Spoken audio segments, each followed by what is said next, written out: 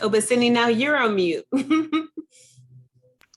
I'm sorry. I did all that. And the good thing, all I said is put yourself on mute. So welcome to Setting the Table. So glad to be back with you all today. Appreciate having this opportunity to join with my friend and partner and co-conspirator, Marcus Walton, as we bring back the Setting the Table series. Again, I am Sidney Hargro, president of Philanthropy Network, Greater Philadelphia. In a minute, you'll hear from my co-host, Marcus Walton, who's the president and CEO of Grantmakers for Effective Organizations, or GEO as we affectionately know it. Setting the Table is a webinar series created in collaboration between Philanthropy Network and GEO, just to create a space to invite different leaders from across the country to the table, and to really discuss ideas that are at the intersection of philanthropy, racial equity, and social justice. If you've been here before, you've heard me say this is brave space. We seek to create a brave space to grapple with some of these long-standing racial constructs, work to unpack them, and reimagine a system that centers, promotes, and leads with racial equity. We also invite all speakers to bring your full and authentic self to the table. I know you will, because I've read about you, I've heard you, I've listened to you, and so we're looking forward to that as well. So Marcus, I don't see you at the moment, but I know you're here. I'm delighted to be back with you in this virtual sandbox as well. Before we introduce our guests and dive into dialogue, I want to invite you to say a hello and offer a few words as well. Thank you, my friend. Thank you. And I am so hungry for these truth meals that we've been offering and having with our colleagues and friends, and happy to say that I'm looking forward to this conversation. It includes one fairly longtime friend now, in Erik Stegman, and my friend Dana over at Justice Funders. Erik is over at Native Americans in Philanthropy, but Dana is a new friend, and I'm a fan. I've read so many pieces about transition, transformation. Like this is absolutely. It just takes me, Sidney, to the original idea of setting the table when you were really open in your expression of the need for liberation, and the opportunity to talk through with you about how we were directly impacted by this really compelling, I'm going to call it vibration, because Dana put it in one of her writings, that this is energy. Like there's something about the energy that compelled us to create and set these tables. So I'm grateful to be here. And the thing I'll start as a model for all of us. You already said it so well, like this is the time to make the most out of the space. It's a rare space. The clock is ticking. I want to just invite people into a kind of constructive urgency, right? There's all kinds of senses of urgency. Some are super unproductive. This one, I want you all to make the most out of this time. I want you to see this as a space to ask the question that was perhaps deemed too sensitive in some other spaces, or unwelcome, quite frankly, because of whatever context may exist around the desire to poke at something that maybe is disruptive. So the disruptiveness, complexity, this is the space to explore the complexity that's associated with our work. This is a space to ask questions. We don't demand answers. And this is about showing up in our truest, highest expression of ourselves. Like the end goal to all of this, the core of philanthropy's purpose, connecting with that deep part of us that we sometimes refer to as the true you. And so I want to just model for everyone as we participate very briefly. This will be 2 minutes, 2 important minutes though. I want to acknowledge the 100th anniversary, almost to the day, of Black Wall Street, of May 31st, over the course of 2 days. 1921, 9,000 people displaced or homeless as a result of retaliatory efforts on behalf of the white citizenry at the time in Tulsa, feeling threatened by prominent and up and coming Black entrepreneurs and business people. There was a 2-day racially motivated attack. It was the community of 300, what we know so far, 35 city blocks is what I was going for. 35 city blocks of homes and businesses burned to the ground. One of the most prosperous of African-American communities in the history of the country. And a final result of this racial violence is 300 men, women, and children killed, 800 injured.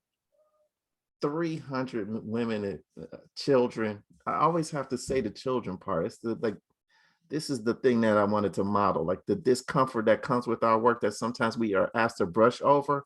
Can't brush over this. I'm naming for this group that I want to honor so many communities like this. This is just one example with whom we just happen to be able to acknowledge 100 years later, but so many examples of this, not to mention the one example from last year that somehow served as a spark plug for racial awareness and reckoning. Like, this is the conversation we want to have. It's something that is not right about the fact that we are responding to atrocities with the kinds of actions that ought to be generated from the data we produce when it's disaggregated and follows the principles that we all believe in around racial equity that shows us where the disparities are and where they have been for generations. And so my heart goes out. I could barely even get it out, as you all could hear, for the ancestors, like my ancestors, direct ancestors, who were a part of this experience, and all of the other communities, populations, indigenous populations, people of AAPI, and there's just so many historical examples of racial atrocities. I come to this table today honoring all of those who have came before us and challenging everyone who is listening to connect your work directly to those efforts. They are not disconnected. There's no space between the lives and experiences of those people and what we're charged at Philanthropy to do today. This is our opportunity. This is the liberatory space that we're creating. And thank you, Sidney, for allowing me to be a part of this space. Thank you so much. And I think it's especially important, as you said, just for us to make sure we honor the history. You know, at the end of the day, you know, people have heard me say so many times that you can't talk about racial equity without asking the question, how do we get here in the first place? And how do you get here in the first place is about really naming the history and really understanding, right, those things which most of us, if not all of us, were not taught, and trying to understand how we got to this place so that we can move forward.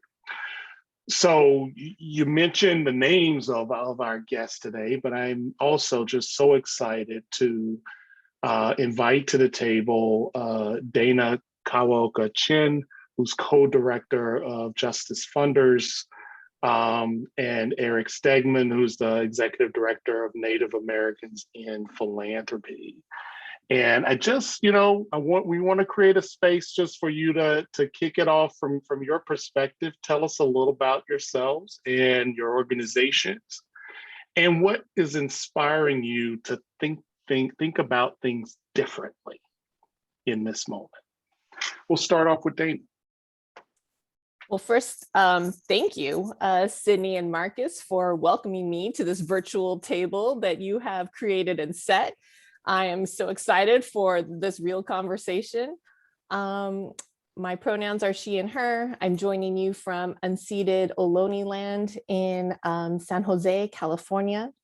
And while I think my role as co-director of Justice Funders got me a seat at this particular table, taking after Marcus's wonderful modeling, what I embody is the experiences of a fourth generation Japanese American woman whose father was born behind barbed wire, incarcerated in this country because his parents happen to be Japanese.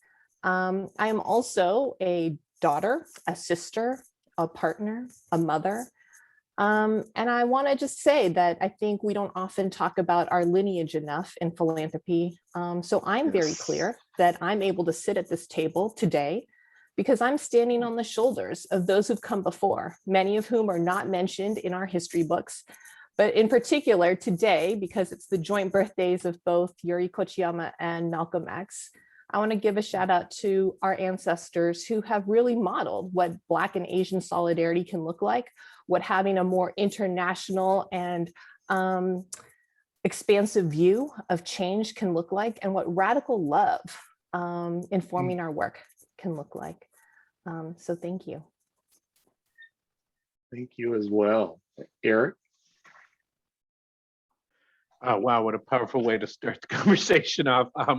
I just so appreciate, Dana, you starting it off with our ancestors, because I just feel like if we all reflected more on our lineage and our ancestors across the country and world, we'd be in a much better place. It's so central to who we are as Native people. My mother grew up on the Blackfeet Reservation as a little kid, where my grandfather was one of the first American Indian dentists, but her family is actually from the Carry the Kettle Nakota First Nation. And I'm actually working on a book about my great-grandfather, who was, like many of our ancestors, taken from his family and forced to go to a boarding school where he was disciplined for speaking his language. He was orphaned.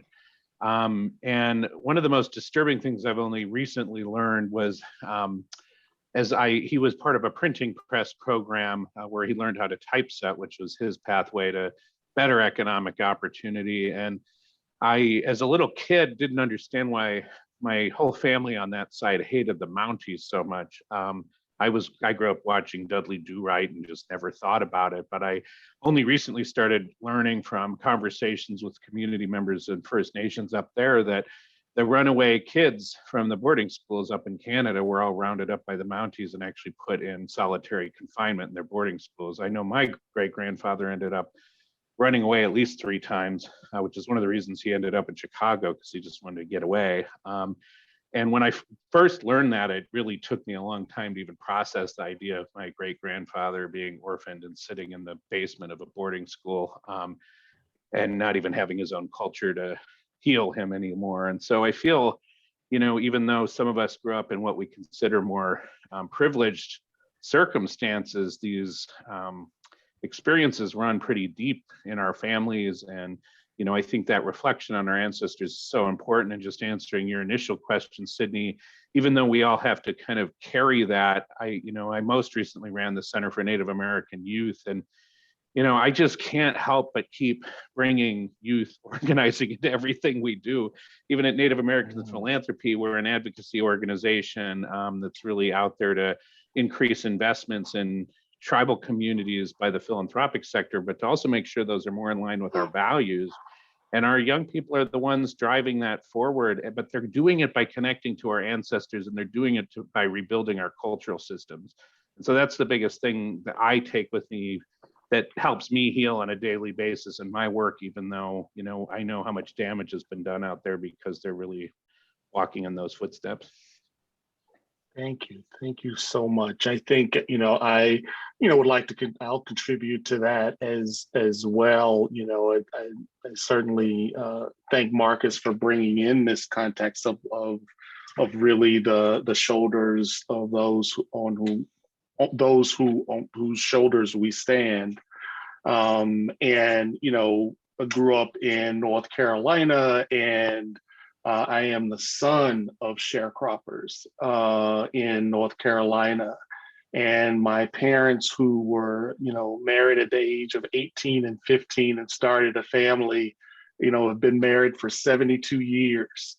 And they are still alive. And, one of the things that's really interesting about those of us who, are parents as they get older, they start telling stories. And they start telling you stories that they never told you as a kid, but all of a sudden they want to make deposits. And so obviously they started telling stories about growing up on a sharecropper farm, and how there were, many Black families who lived on that farm, and how the kids, everybody in the, if you could walk, you were in the fields working that farm, regardless of the age, and before and after school. And they also talked about how, when they went to school, when they were able to go to school, they had to walk a distance to their school, and how, on a daily basis, they had to deal with, rocks being thrown at them by the white sharecropper kids who were part of the family that owned the farm. And those stories is like, you never told me that as a kid, right? So why are you telling me now? And I think that part of it is, right, really the universe is telling us, like, this is the time to look back, to move forward, right?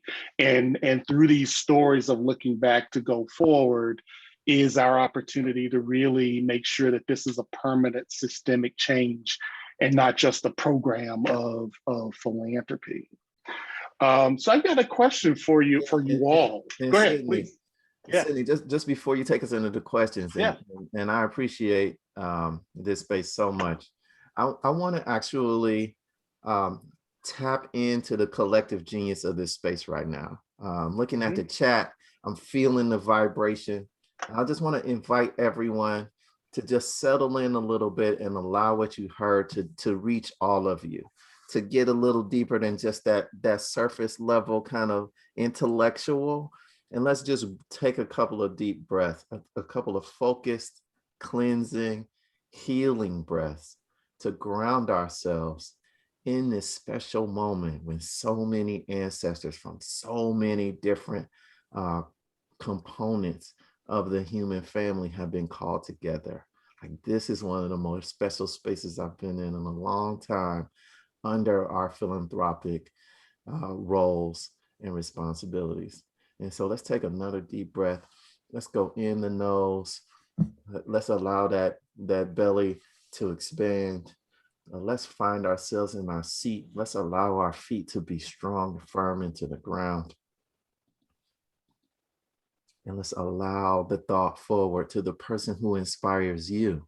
You've heard from us as speakers, but who out there in the audience inspires you? And if you will, just to call them into this opportunity to reimagine our work together.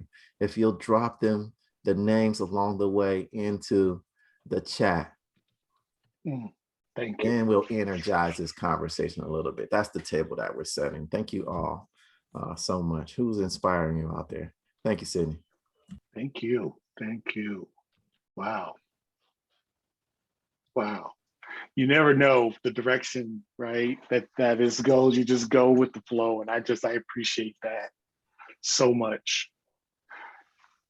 One of the questions that we had talked about prior to today was just how, not only is philanthropy changing in that we're asking questions of history and trying to integrate that into the future, but also just that the language itself, the lexicon, the language of philanthropy is changing, right? But many of us have questions about what's changing along with it, right? Like, who knew that in 2021 that we'd seriously have conversations about racial equity, anti-racism, anti-oppression, white supremacy, but we are, right? We're at this place.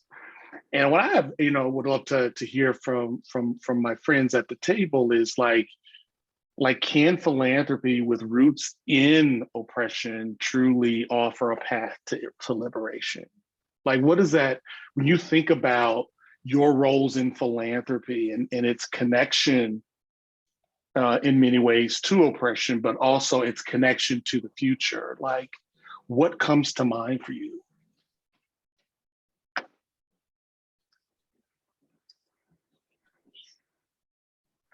I mean, I think we've been having a lot of conversations around the sort of reparations conversation. And, I think tribal communities have struggled with this for so long because what's unique about us is what we're in many cases, taking on the identity of people as people of color, not something I do because that's not how I enter those spaces. But then we have a really unique political and legal identity in our nation-to-nation relationship with the federal government and the treaties that our ancestors fought for. And those are sometimes dueling identities, because I think that, too often, the system really wants us to sort of be divided when it comes to how do we try to begin these conversations about healing and repair.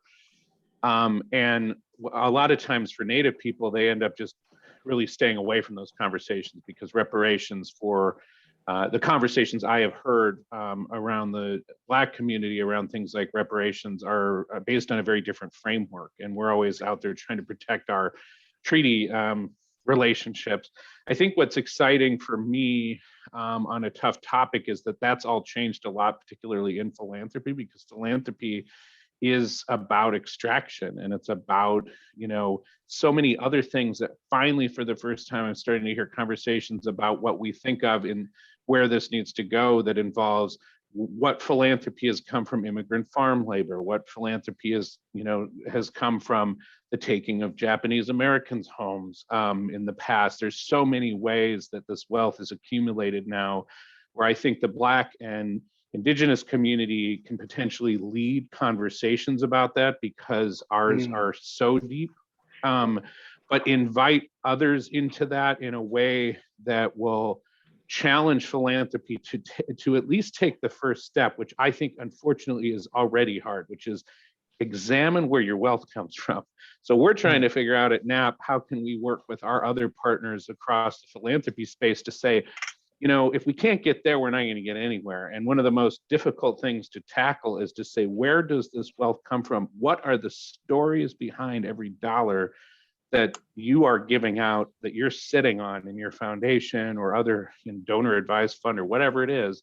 And if we can at least get that going, I think that can actually be a much more inclusive conversation than some of the past ones have been. But that's a big step forward. I'm not saying it's easy. 100%. I think we start with examining not only where the wealth comes from, but how it continues to be accumulated off of, a speculative market. So I think the path forward for philanthropy is really that it needs to redistribute the wealth, democratize the power, and shift the economic control to our communities. I also think that in the interim, right, that in addition to looking at how we're thinking about the 5% of resources that most foundations have that they give through their grant making, we need to have some serious conversations about what's happening to that 95% that's invested, and whether or not those investments are actually fueling a lot of the systemic injustice that the 5% is supposed to combat. So I think the way forward for philanthropy is really to think about how we're more tightly aligning the total capacity of the foundation's resources to actually support larger transformative justice. Okay, so we promised that these spaces would deal with the complexity that sometimes is elusive in some of these other spaces. And so I want to speak to the person that's looking for the practical approach to entering into this. I'm loving what you're saying around the history. Like I put in the chat there that it's reminiscent of Edgar Villanueva in his Decolonizing Wealth platform, where he really encourages us to decolonize the way we think about our work. What are some of the steps that one might take? Let's just call this group a little further along. Let's use the colleagues, the framework from Equity in the Center. Maybe these are the folks that are at work, but what about the people who are truly awakening, earnestly awakening to something, and looking to get to work, but not there yet? What are some steps that people can take to get a little closer, to get better informed, but also activated to move from this awakening into an actual reckoning, which I think is defined by action?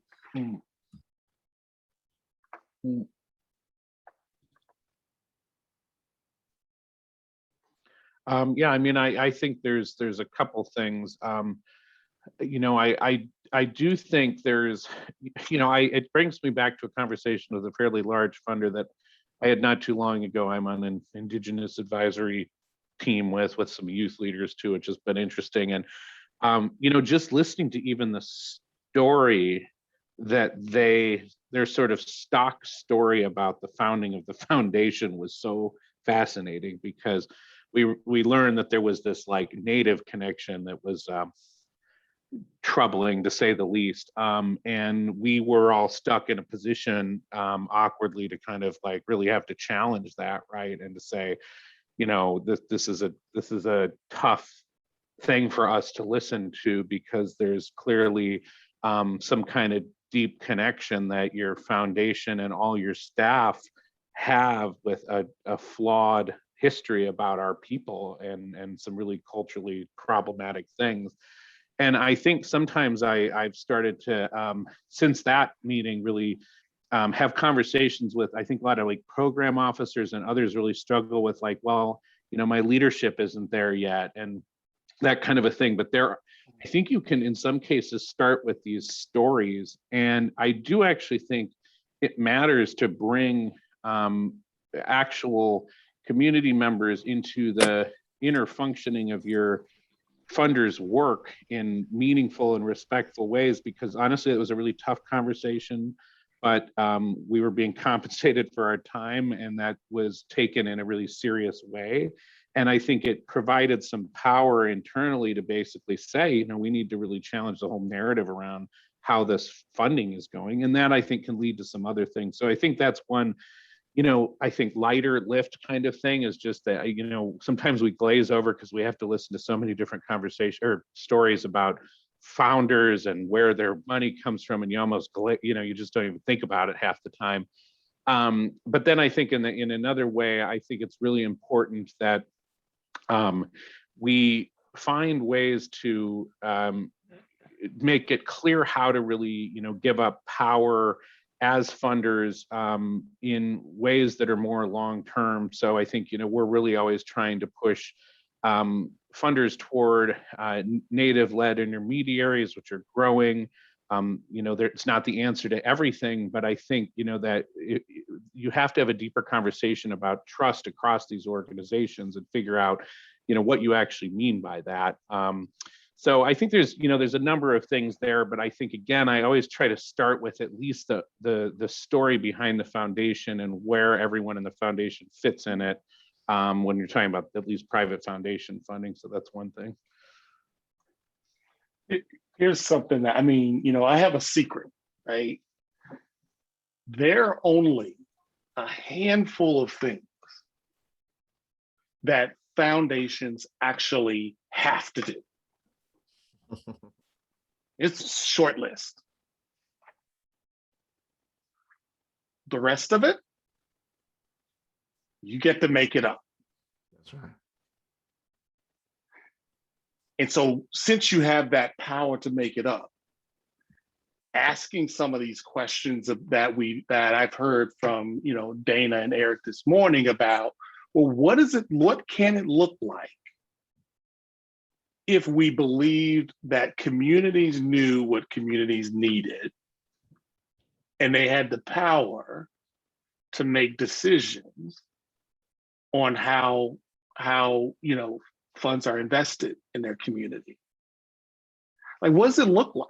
And start to play around with that. You operationalize what you get to actually see as possible.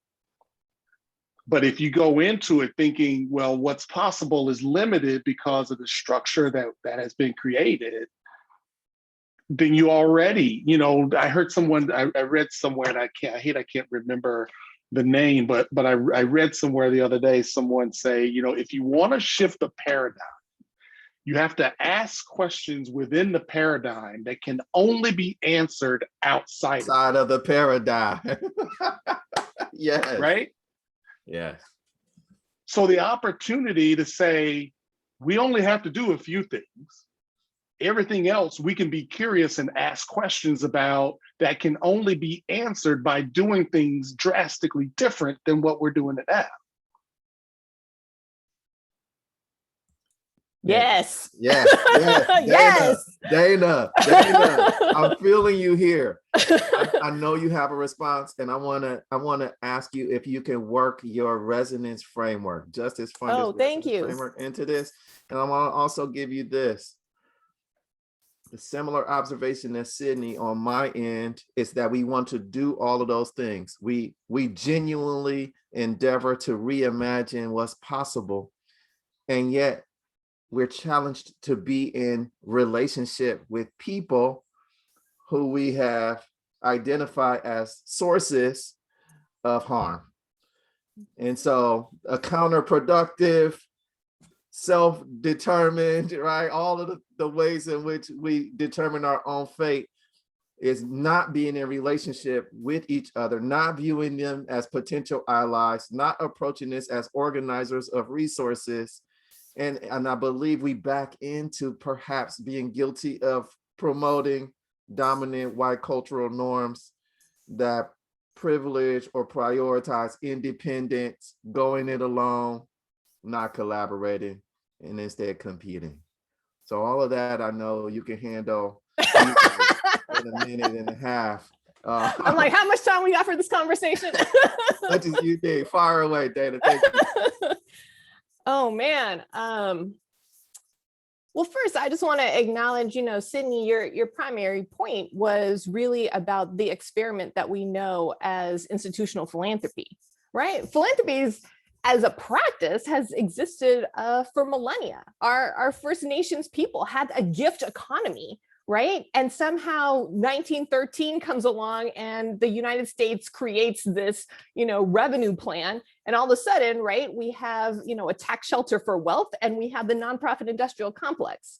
So in the last 100 years, we can actually name this experiment has gone wrong. It is no longer working. And so from that, right, I think our colleagues at GEO put out some scholarship about the source codes of philanthropy. It comes from academia, banking, and corporations, the ABCs, right? And so if you think about, instead of, some kind of loan officer, but you have a program officer who's now doing due diligence to protect the wealth, how is that culture? How is that practice about liberation? Right? When we actually think about our nonprofit organizations acting as corporations in which all of our personnel policies are trying to protect the organization and are not in service of people thriving, how are we supposed to get free? Right? So I know my colleague Rosita has put some, resources in the chat. The thing that I would lift up to Marcus's question about okay, so what are the tangible things? I look at how philanthropy actually needs to look at where historically disinvested in communities have now started doing for themselves and are able to actually care for their folks in a way that we are not able to in philanthropy. I think about the Sogorea-Te Land Trust here in the Bay Area. They actually have a SHUMI land tax, where in addition to what land tax you pay to your local county, you also can give 1% to this local tribe. And it's about then renaturating the land that has been taken. Our unceded land here in the Bay was taken, right? So how are we helping to renaturate the land back to the Ohlone people through philanthropy, right? That's the renaturation, redistribution process. I look at folks up in Boston. I look at the Boston Ujima Fund, and that is the first democratic investment fund in the United States and built by the people, right? I look at folks who are affiliated with the National Black Food and Justice Alliance, and they're working to protect Black land and facilitate food sovereignty so everyone can eat. I just think there are so many examples of how folks have already figured out how to do this. And it would be so in all of our best interests, right, for our institutions with wealth to figure out how to support this work happening. Thank you so much. I knew you could do that. In our last couple of minutes, and pardon my background noise here, I wonder if we may take our folks through some visioning. Both Erik and Dana and Sidney, I want to hear yours too.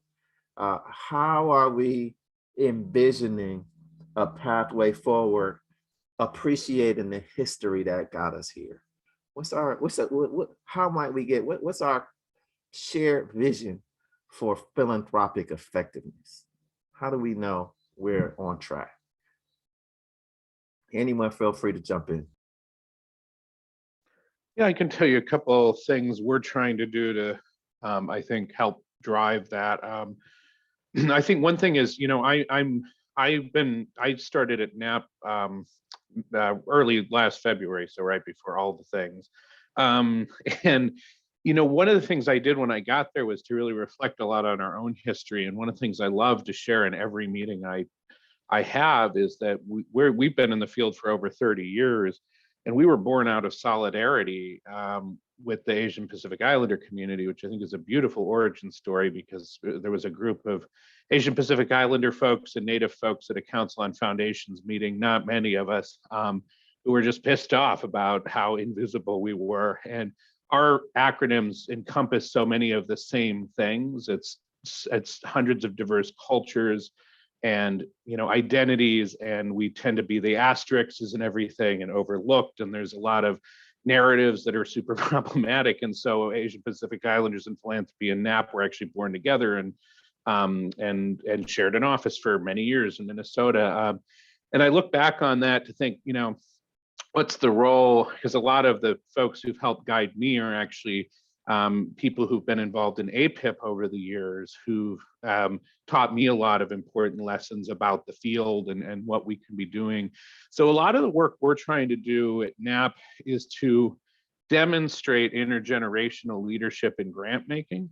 So I come from a lot of sort of youth organizing background, and most recently helping do a lot of leadership development. But part of what we're trying to do is to develop new leadership programs for young people, young Native people in philanthropy, to help them map the power, understand why their voice matters, and then actually to bring them in to develop their own youth-led grant-making strategy as part of our Native Voices Rising Collaborative, which I explained in the text box. But then part of that is to then bring them in with our community reviewers and the nonprofit leader grantee partners, who are really kind of elders in our movement. So that we can have dialogues at that cross-section of philanthropy and movement organizing, that we can help take the lessons back to philanthropy and help show them how we do this, but also to really make sure we're always putting that look back at the center of everything we do. Because I think, too often, especially with this, fleeting as philanthropy is, with whatever they end up doing, if we don't have our own mechanisms internally to ground ourselves in that intergenerational leadership, storytelling, lesson development, we're not really walking our own walk, and we can't point to a lot of concrete things to do that we're asking them to come along with. So that's one thing I offer that we're really trying to focus on as we, sort of vision forward by looking back. Thank you, Eric. How about you, Dana? Well, I would say as a starting point, if we want to transform, our approach cannot be to diversify white dominant and culturally white spaces, right? We cannot approach this work as if it is a recruitment and retention problem, right? Where the rest of us are contorting ourselves to be able to fit into spaces that actually have not transformed.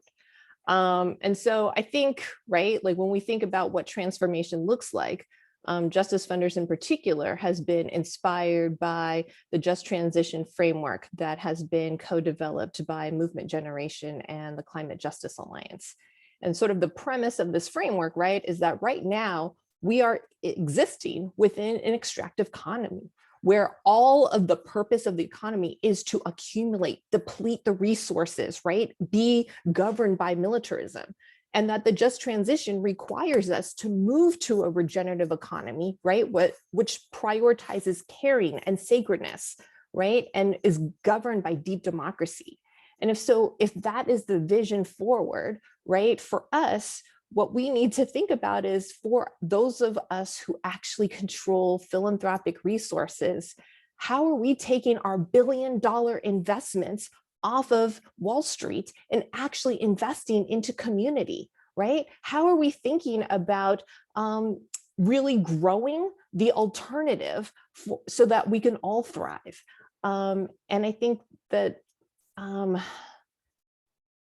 some intermediary steps could include philanthropies who really talk about and practice what Erik was naming, which is about ceding decision-making control back to community, right? And if we think about how it's really about the philanthropy engaging folks who actually know the issues, know the work, have the relationships on the ground, and can see decision-making control to those folks, how much further along we'll all be.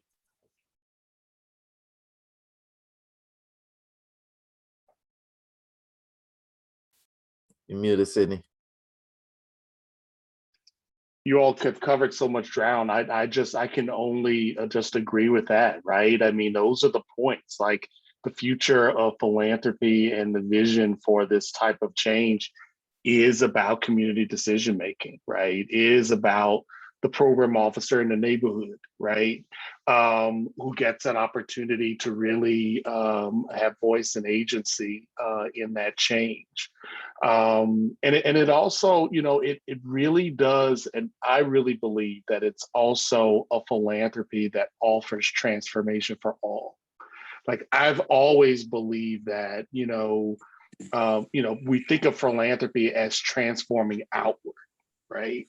But I've always thought about philanthropy as if you really, really engaging in it, it's bi-directional. You get transformed as you seek to participate in it. And that's the glory of it, right? That's the excitement that I bring to it, is this opportunity to learn more, to learn about the history, to be transformed as power is being ceded to those who know best about where funds go. But I get to learn and grow and be transformed in the middle of it.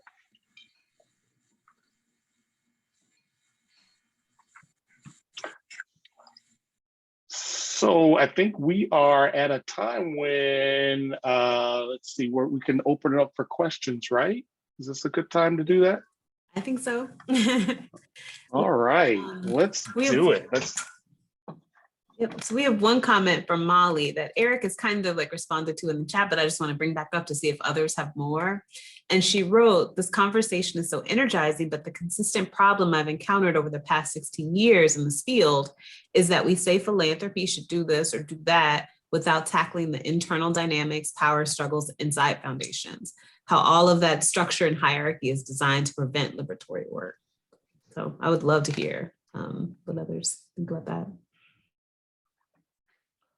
I just couldn't agree more. And to be honest, we are still trying to figure that out. I agree. We are always talking about philanthropy, and it's like this collective thing where, we all engage with different people in different layers of these funders and organizations. And some of them are doing their damnedest to try to like battle their own power structures. We run the Native Program Officers Working Group, which has been a really, I think, important and powerful space for our Native people who are working across different spaces in philanthropy.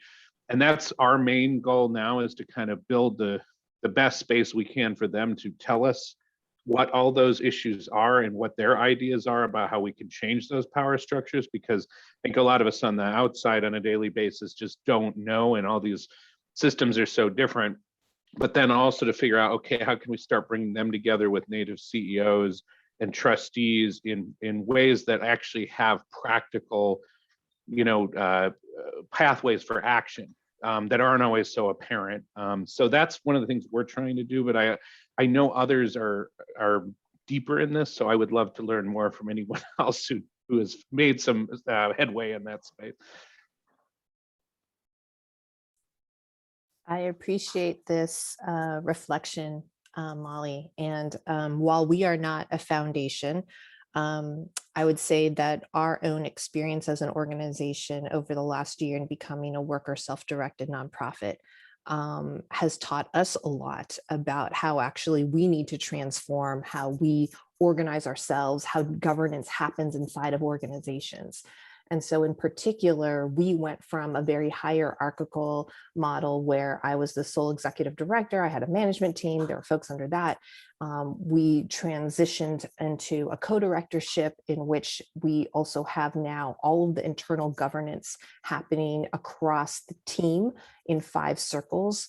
in which cross-section of staff sits on each circle. They come forward with their best recommendations about anything ranging from systems to budget to fundraising, to organizational culture and development, so our political education.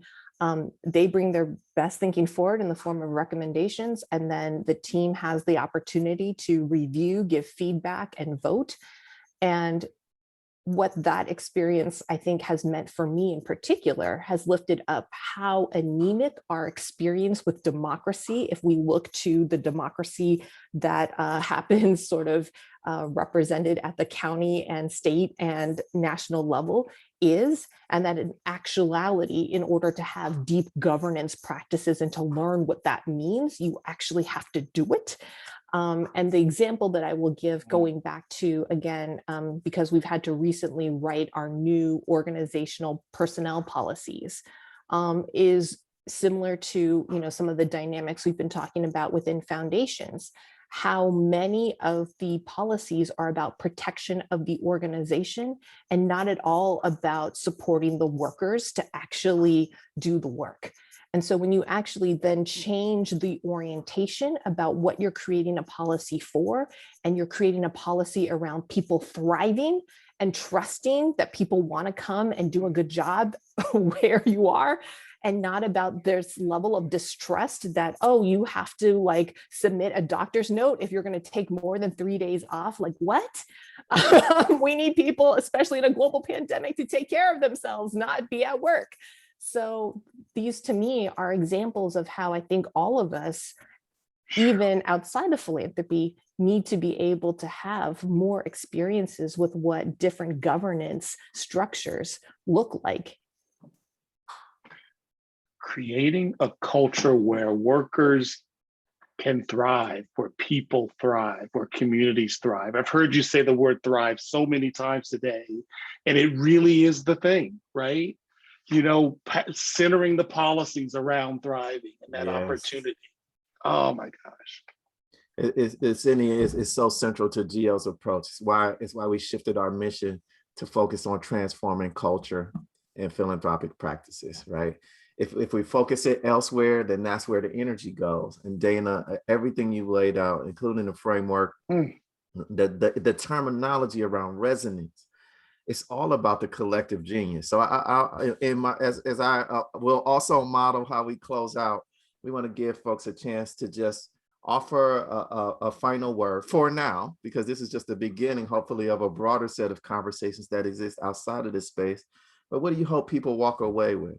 What do we hope that people today walk away thinking about? What I've said is, what becomes possible when we're intentional about creating more spaces like this, for more of these kinds of conversations that focus us differently and underscore the importance of getting into the practice of decolonizing our thinking, using completely different models than the ones we've been socialized to believe, and drawing from deep, rich lineages and heritages that have plenty of examples of how we've done this before.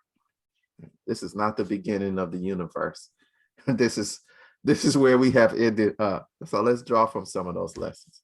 How about each of you?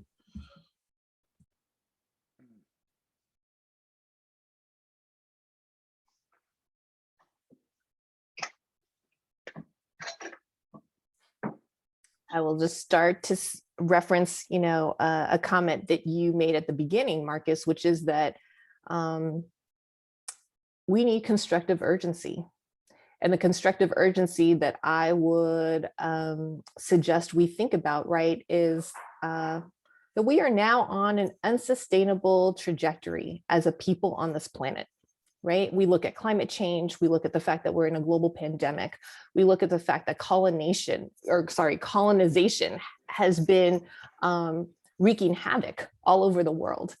And so this path that we have been on is no longer sustainable. And so I think we not only need to start now, but the scale of our response needs to match the scale of systemic injustice. And so I think both this is an encouragement, this is a rallying cry, this is, you know, that moment where I hope, right, something that we might have said in this last hour is supportive to someone who has been inside of an institution, who has maybe not decided that this has been the time, and encouragement to like reach out to any one of us to find the support, to find the resources, to leverage the relationships to really be able to support your organization in deciding to go big.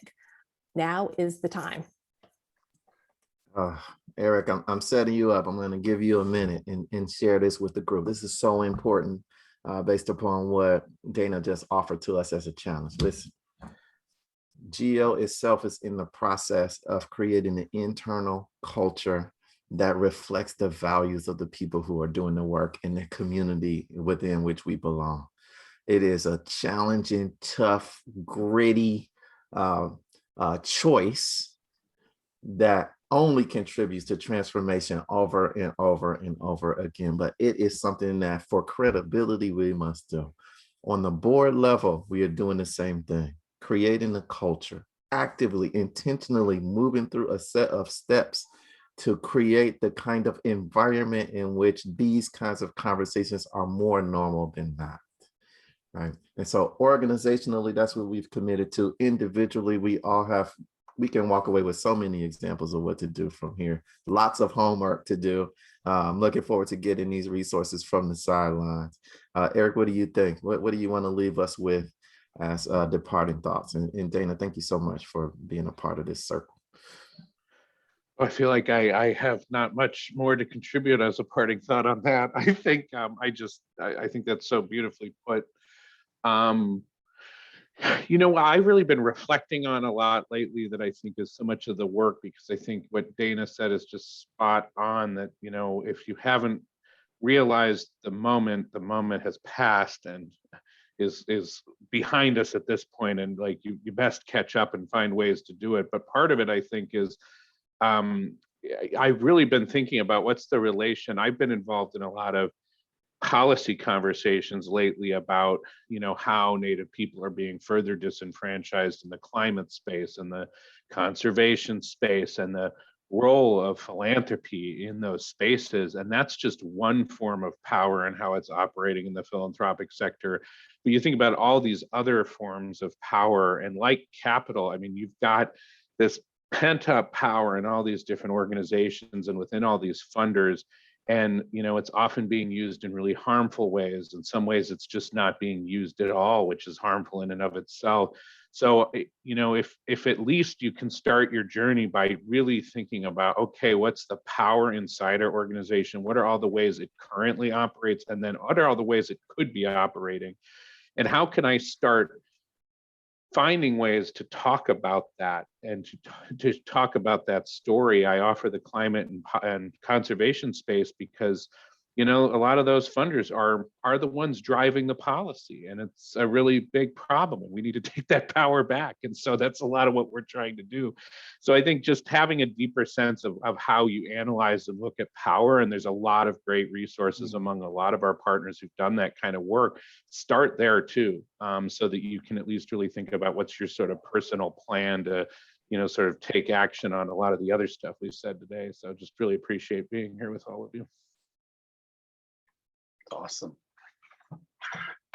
I'll certainly, I hope that that one of the things that comes out of today is we rethink this whole idea of looking at quote unquote best practices that are built on structures that have been developed, you know, in the decades before us, because this moment is calling for new structure, new thinking, and really imagining new ways of being to do exactly what certainly Dana talked about earlier today, and that is just this idea of really, you know, creating spaces for people to thrive, for those working at your institution to thrive, for those in communities to thrive. And in order to do that, the structures and the quote unquote best practices of old won't get us there.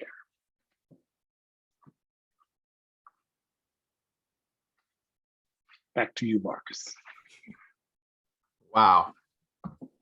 I'm just going to take this moment to thank the teams. We've had a lot of help behind the scenes. Yes.